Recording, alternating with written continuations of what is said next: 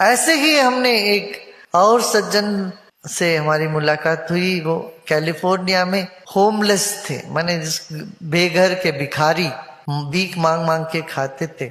वो उन्होंने बताया, आज उसने तो इतनी बड़ी फैक्ट्री उनकी चल रही शैम्पू से, ऑल मिचेल करके उनका बहुत बड़ा चला। वो बोले मैं तो होमलेस था। ऐसी ईश्वर की कृपा हुई, अचानक बड़ा फैक्ट्री इन्होंने, दुनिया में बहुत बड़ा नाम। ऐसे इन्होंने किया।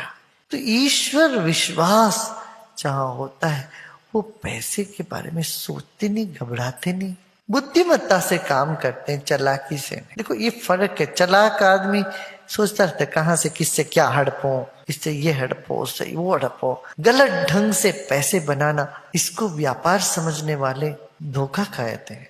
ये इस तरह से गलत ढंग से पैसे भी इकट्ठे कर लेंगे, मैं हाँ सुख खो देंगे, उनके जीवन में कोई सुख नहीं मिलेगा।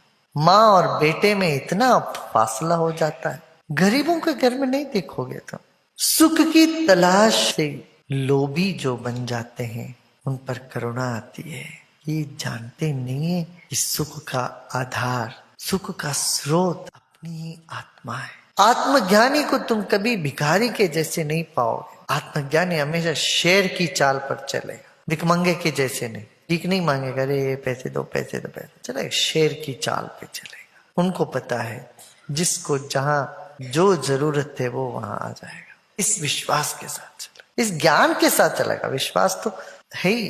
अपने साधक को पूछो, कितने सारे साधक जंगलों में काम करते हैं, गांवों में काम करते हैं, इनके चेहरे में देखना जो विश्वास है कोई हिला नहीं सकता।